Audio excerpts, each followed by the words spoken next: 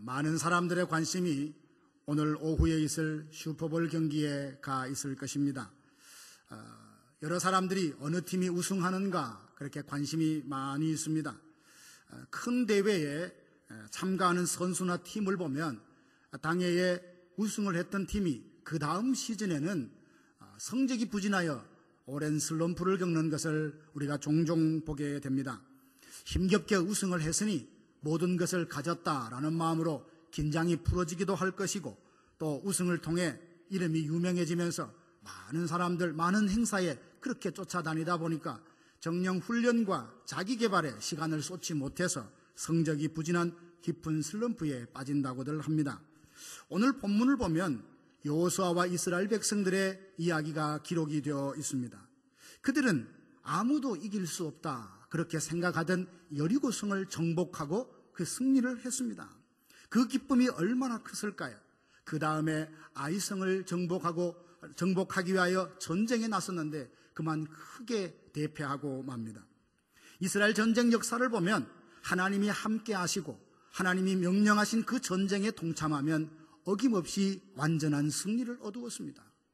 그들은 여리고성을 무너뜨렸던 그 기쁨으로 아이성을 공략했는데 36명의 동료들의 생명을 잃고 패배했으니 얼마나 당황하고 힘들었는지 오늘 5절에 보니까 백성들의 마음이 다 녹아서 물같이 되었다 그렇게 표현을 했습니다. 그들은 승리를 약속받은 민족입니다. 하나님께서 여호수아에게 말씀하지 않으셨습니까? 내 발을 밟는 곳을 내가 너에게 줄 것이다. 그렇게 나아가서 전쟁을 했는데 이길 것으로 생각했던 그 전쟁에 대패하고 돌아왔으니 얼마나 마음에 낙심이 되었겠습니까? 그러나 오늘 성경에 보면 여호수아와 이스라엘 백성들은 패배했다고 해서 그 마음에 영적인 슬럼프나 패배의 자리에 계속 머물러 있지 않았습니다. 다시 일어나 마음을 추스리고 아이성을 향하여 공격하여 정복에 성공을 했습니다. 어떻게 패배의 골짜기였던 그들이 다시금 아이성 정복에 성공할 수 있었는지 오늘 본문을 통하여 그 비결을 찾아보고 함께 은혜 받기를 원합니다. 여호수아와 이스라엘 군대가 아이성 정복에 실패했다가 어떻게 다시 성공할 수 있었을까? 첫째 비결은 6절 말씀에 나와 있습니다. 여호와가 옷을 찢고 이스라엘 장로들과 함께 여호와의 궤 앞에서 땅에 엎드렸다. 머리에 티끌을 뒤집어 쓰고 저물도록 있었다라고 했습니다. 이것이 무슨 장면입니까? 하나님 앞에 온전히 엎드려서 기도하는 여호수아의 모습을 보게 됩니다. 여러분 어떻습니까? 계획했던 일들이 잘 안 되었을 때, 많은 소득을 얻을 것이다, 열매를 얻을 것이라 라고 기대했던 일이 오히려 있는 것마저 다 잃게 만들었다면 사람들이 그 상황에서 얼마나 당황하겠습니까? 때로 어떤 사람은 원망하기도 할 것입니다. 내 탓이다라고 하며 다른 사람을 탓하기도 할 것입니다. 실망하고 낙심할 것입니다. 그러나 믿음의 사람은 한 번의 실패에 좌절과 포기가 아니라 다시 한번 무릎을 꿇고 하나님이 주신 힘으로 다시 일어서는 사람인 줄로 믿습니다. 이게 바로 믿음의 사람이고 이게 바로 기도의 사람입니다. 승리했을 때 기뻐하며 찬송하는 것도 참 귀합니다. 그러나 일이 잘 안 됐을 때, 뭔가 장벽이 가로막혔을 때 그 자리에 엎드려서 하나님 앞에 묻고 자신을 돌아보는 것도 얼마나 귀한 마음인지 모릅니다. 여러분, 기도에는 힘이 있습니다. 기도 자체에 힘이 있다기보다도 기도를 할 때 기도를 들으시는 하나님은 전능하신 하나님 아니십니까? 우리가 기도할 때 하나님은 일하십니다. 기도하면요, 안 될 것 같은 일들이 되는 것을 경험하게 됩니다. 연약한 사람들이 기도하게 될 때 자기의 조건과 환경을 뛰어넘는 상상할 수 없는 힘과 능력을 발휘하는 것을 보게 됩니다. 기도할 때 아무것도 없는 것이 풍부함으로, 넉넉함으로 채워지는 것을 우리 모두가 경험했을 것입니다. 그래서 이런 복음송이 있지 않습니까? 기도할 수 있는데 왜 걱정하십니까? 기도하면서 왜 염려하십니까? 라는 복음송이 있습니다. 주님 앞에 무릎 꿇고 간구한다면, 마음과 뜻을 다하여 하나님께 기도한다면 전능하신 그분은 우리의 기도를 들으시고 놀라운 일들을 행하실 것입니다. 사실 우리가 믿음으로 구하면 내가 보지 못하는 그런 많은 순간 가운데도 하나님은 우리의 기도를 통하여 놀라운 일을 행하십니다. 성경에 보면 이런 일들이 얼마나 많이 있는지 모릅니다. 페르시아의 술 맡은 관원으로 있었던 느헤미야를 여러분 아실 것입니다. 그는 예루살렘을 참 사랑했던 사람입니다. 동생으로부터 그 소식을 듣고 얼마나 마음이 아팠는지, 성은 다 무너지고 성벽은 불에 걸린 채 그렇게 놔지고 남겨진 백성들은 환난을 당하고 궁핍을 당한다는 이야기를 듣고 슬퍼하며 금식하며 하나님 앞에 기도했습니다. 그가 기도할 때 사람들이 비웃었을지 모릅니다. 야, 내 주제에 뭘 기도해서 그 무너진 성에 대해서 도움이 되겠냐 했을지 모르지만 그는 예루살렘을 사랑하는 마음으로 기도했습니다. 기도했더니 하나님께서 길을 열어주셨어요. 왕의 마음을 허락하게 하셨고, 또 도착했을 때 백성들이 일어나 건축하자 그 마음에 동기 허락을 얻어냈습니다. 성벽을 쌓아가면서 산발랏과 도비아와 같은 많은 사람들의 위협과 반대가 있었음에도 불구하고 그가 엎드려 기도했을 때에 원수들의 모든 계략들을 하나님이 다 패하게 해주셨어요. 흉년도 있었고 여러 가지 어려운 일도 있었지만 내부적으로 외부적으로 그렇게 어려움이 있어도 그는 52일 만에 성을 다 지었습니다. 그것을 바라보며 그가 고백한 말이 있습니다. 내 하나님의 선한 손이 이 모든 것을 이루었다. 내 하나님의 선한 손이 이 모든 것을 이루었다고 신앙을 고백합니다. 여러분은 어떤 사람에게 하나님의 선한 손이 나타나서 그를 돕고 그를 통하여 영광을 받으실까요? 바로 기도하는 사람입니다. 하나님 앞에 엎드려서 은혜를 간구하고 하나님이 나를 도와주시면 내게 능력 주시는 자 안에 있을 때 나는 모든 것을 할 수 있다는 믿음의 사람의 기도를 통하여 하나님은 이 땅에 위대한 일을 펼쳐나가십니다. 어디 그뿐입니까? 성경에 보면 다니엘도 기도의 사람이었습니다. 다니엘 6장에 보면 그가 총리로 등극하자 주위에 많은 사람들이 그를 시기합니다. 그래서 어떻게 흠잡을 데가 없나 아무리 찾아봐도 그는 참 깨끗하고 청렴했습니다. 그래서 그를 올가맬 수 있는 수단 방법은 한 가지인 줄 알고 왕에게 그렇게 거짓말로 구한 거죠. 임금님, 오늘부터 왕 외에 누구든지 기도한다면, 누구에든 기도한다면 그 사람을 사자굴에 넣읍시다. 그것을 다 알고도 다니엘은 그렇게 전에 하던 대로 기도했습니다. 얼마나 담대한 사람입니까? 그렇게 기도하다가 잡혀서 사자굴에 들어간다는 걸 알면서도 여전히 동일한 방법으로 창문을 열고 예루살렘을 향하여 하루에 3번씩 기도했습니다. 그때 대적들이 보고 얼마나 쾌재를 불렸을까요? 이야, 저놈이 드디어 걸려들었구나. 너는 이제 끝이야. 아마 그렇게 생각했을 것입니다. 그러나 누가 끝이 났습니까? 기도하는 사람이 끝난 것이 아니라 기도하는 사람을 몰아서 핍박하는 사람이 인생이 끝이 났습니다. 기도하다가 사자굴에 들어갔더니 기도하는 사람을 위해서는 하나님께서 사자의 입을 봉하시고 그를 보호해 주셨는데, 기도하는 사람을 모함했던 많은 사람들이 사자굴에 던져지자 그 발이 땅에 닿기도 전에 사자들이 다 사자들에게 먹혀버리고 말았습니다. 여러분, 이게 기도의 능력입니다. 요한복음 14장 14절에 보면 내 이름으로 무엇이든지 구하면 내가 시행하리라 라고 했어요. 우리가 하나님의 이름으로 믿음으로 구하면 하나님이 시행하리라, 행하리라라고 약속을 해 주셨습니다. 여러분, 오늘 성경의 본문에 나오는 여호수아가 어렵고 힘들 때, 아이성 정복에 실패했을 때에 하나님 앞에 엎드려서 기도했던 이 여호수아도 광야를 행진하면서 기도의 능력을 경험했던 사람입니다. 모세의 지도력 아래에 있을 때에 아말렉을 만납니다. 그 아말렉은 얼마나 잔인한 민족인지 이스라엘 민족을 그렇게 괴롭혔는데 그 전쟁에 여호수아가 나섭니다. 모세가 그를 보내며 말합니다. 가서 싸워라. 하나님이 너와 함께 할 것이다. 나는 산에서 너를 위하여 기도할 것이라 라고 하고 산에서 모세는 기도하고 그 들녘에는 아말렉과 힘차게 여호수아가 싸웁니다. 그 전쟁에서 승리하면서 이 여호수아는 발견했을 것입니다. 내 칼의 힘으로 승리한 것이 아니라 기도하는 기도를 통하여 하나님의 그 전능하신 능력으로 이 전쟁에서 승리했다. 여러분, 이것을 경험하고 알았던 여호수아는 오늘 본문의 그 6절에 자세히 보면 하나님 앞에 기도하는데 강조된 게 있습니다. 여호수아는 혼자 기도하지 않았어요. 이스라엘 백성들의 장로들과 함께 하나님 앞에서 기도했다라고 했습니다. 원망할 수도 있지 않았겠습니까? 정탐꾼을 탓하며, 야, 이 사람들아, 가서 볼 때 좀 제대로 보지. 제대로 가서 그 상황을 잘 파악하고 와서 전략을 꾸몄으면 이렇게 많은 사람이 죽지 않았을 거 아니냐, 그렇게 말했을 수도 있습니다. 원망할 수도 있습니다. 지도자를 보면서 아니 당신이 정신이 있는 사람이 없는 사람이에요. 정탐꾼이 무슨 말을 한다 할지라도 제대로 알아보고 전략을 적절히 해서 그렇게 전쟁에 나섰어야 됐지. 지도자가 도대체 뭘 했냐며 사람들이 책임을 추궁할 수 있습니다. 그때에 사람들은 원망한 것이 아니라 누구를 탓한 것이 아니라 함께 여호수아와 함께 하나님 앞에 엎드려 기도했다는 것입니다. 이게 바로 승리를 만들어내는 공동체의 특징입니다. 페르시아에 남아있는 유대인들이 있었습니다. 아각 사람 함무다다의 아들 하만이 모르드게를 보면서 참 마음이 불편했습니다.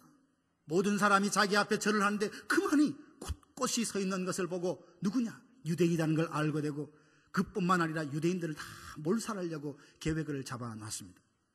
그때 이 사실을 알고 모르드게와 모든 유대민들이 하나님 앞에 베옷을 입고 그 성문 앞에서 기도합니다. 에스더도 그 사실을 알고 죽으면 죽으리라 라는 각오로 하나님 앞에 함께 기도했을 때 어떤 일이 일어났습니까? 자기 마당에 장대를 쏘고 그다음 세우고 모르드게의 그 목을 달려고 했던 하만이 그 자기가 만든 장대에 자기 목이 걸렸던 겁니다. 이게 바로 기도의 능력이 아니겠습니까? 그러나 문제는 기도는 하기는 하는데 기도에 어떻게와 얼마나가 있습니다. 무슨 말입니까? 기도를 어떻게 하느냐, 기도를 얼마나 하느냐 참 중요한 문제입니다. 기도는 간절하게 해야 됩니다. 하나님 앞에.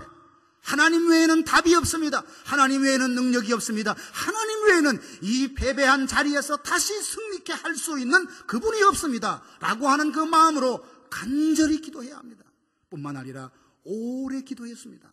여호수아와 이스라엘 백성들은 장로들은 그 앞에 엎드려서 해가 저물도록 티끌을 머리에 뒤집어 쓰고 하나님 앞에 기도했다라고 했습니다. 여러분, 우리도 기도하고 있지 않습니까? 그런데 과연 우리의 기도가 간절함이 있느냐? 우리의 기도가 내 삶의 모든 문제를 하나님께서 해결하실 만큼 충분한가 뒤돌아보면 아닐 때가 훨씬 많지 않습니까?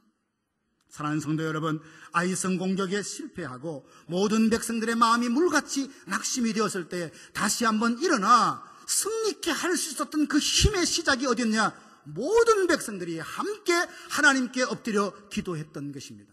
여러분, 우리의 교회는 지금 이스라엘 백성들처럼 어떤 전쟁에 실패하고 낙심된 자리가 아니라 할지라도 우리는 이미 정상에 오른 그런 그룹은 아닙니다. 끊임없이 더 나아가야 합니다. 그리스도의 장성한 분량에까지 나아가야 될 우리의 과정이 남아 있습니다. 그렇다면 여기에 안주하지 말고 하나님께서 우리에게 새 힘을 주셔서 역전케 하셨던 그 하나님, 역전을 경험했던 이스라엘 백성들처럼 나아가기 위해서는 함께 하나님 앞에 엎드려 기도해야 될 때인 줄로 믿습니다. 누구 한 사람 기도해라, 당신이 기도해라가 아니라 나도 할게, 함께 하자며 하나님 앞에 엎드려 온 교회가 하나님 앞에 매달릴 때 하나님은 우리의 기도를 통하여 새로운 역사를 써 가실 것입니다.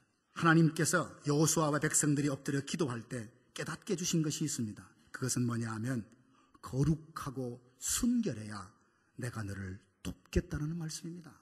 함께 기도하는 것이 승리의 비결임과 동시에 두 번째는 순결함과 거룩함을 회복한 그 공동체에 하나님께서는 승리를 약속해 주셨습니다.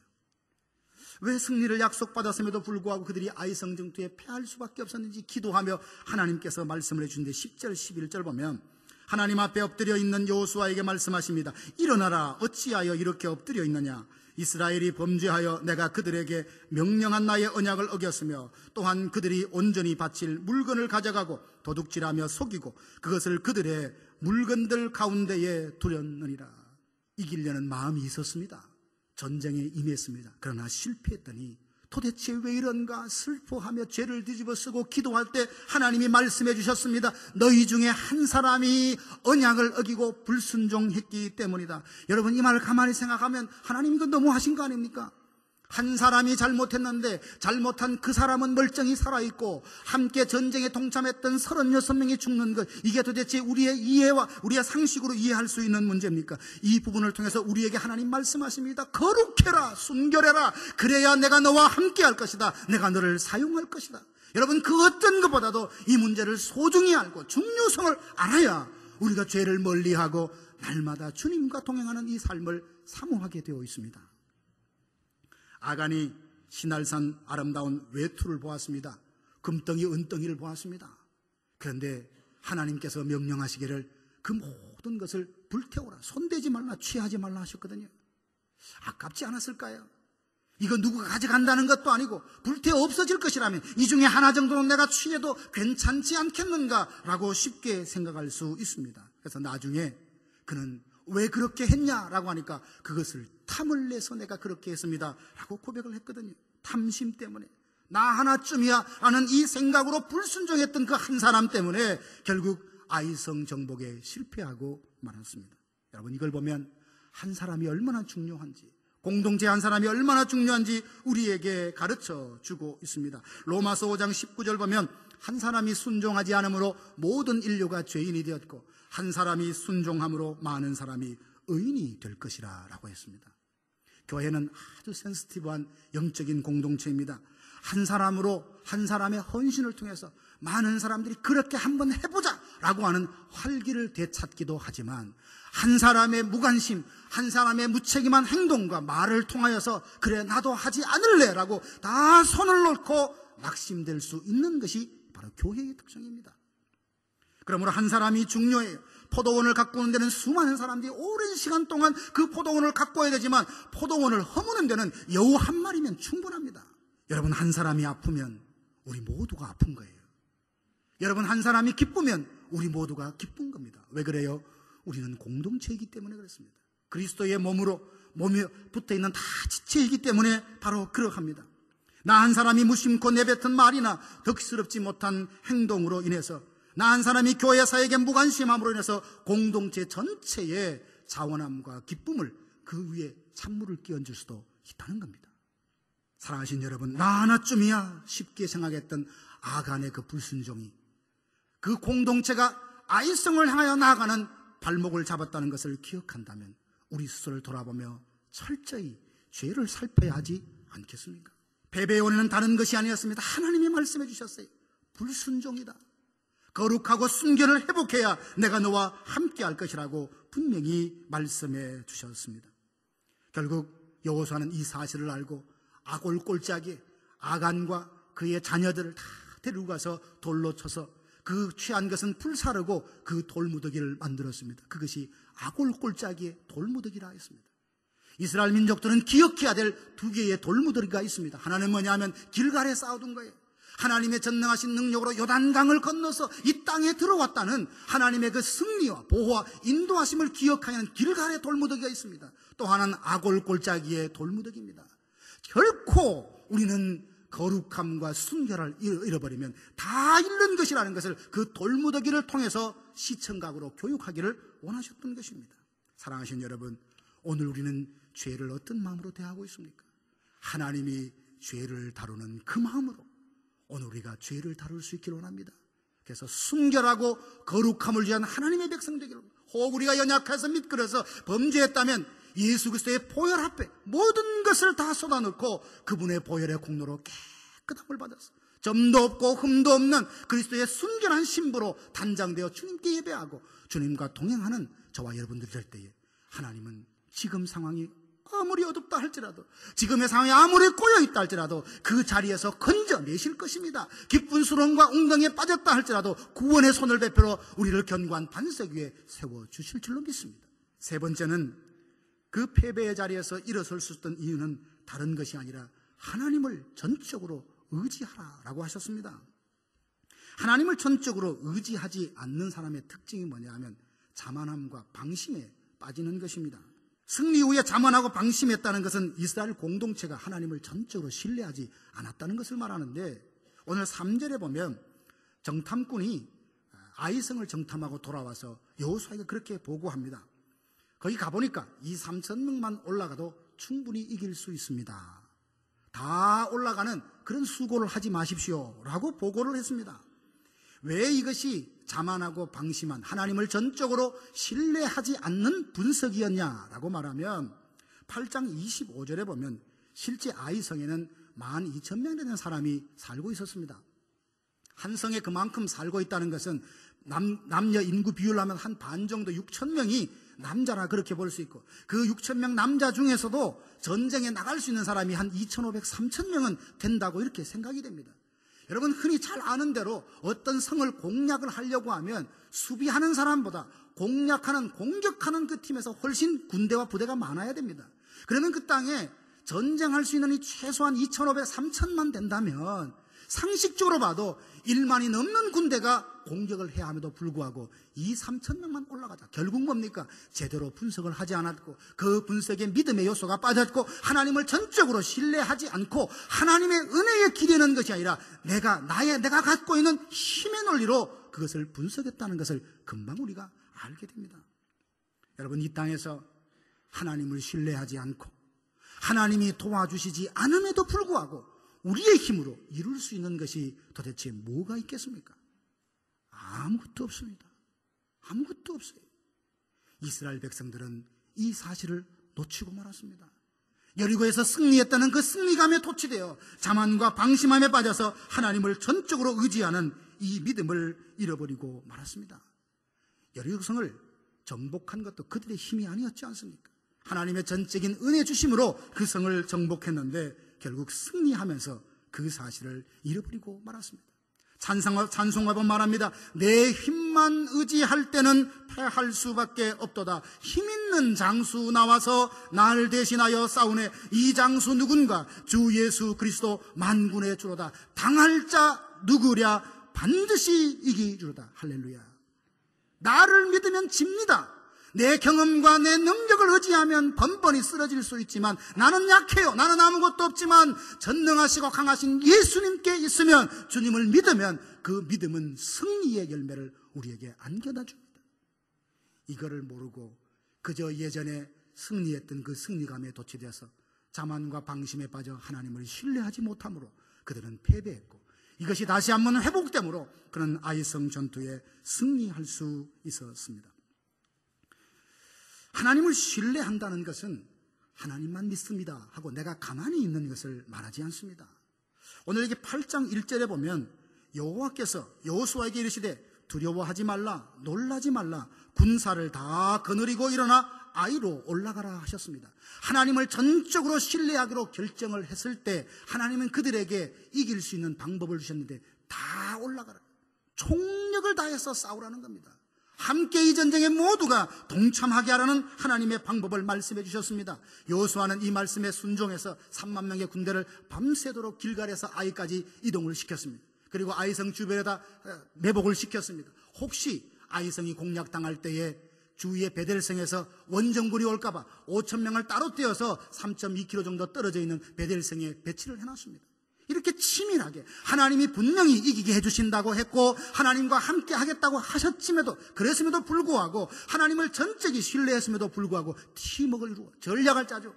온 군대가 힘을 쏟아서 이 전쟁에 동참했을 때 결과가 어땠습니까? 8장 24절 25절 보면 결과는 대승이었습니다.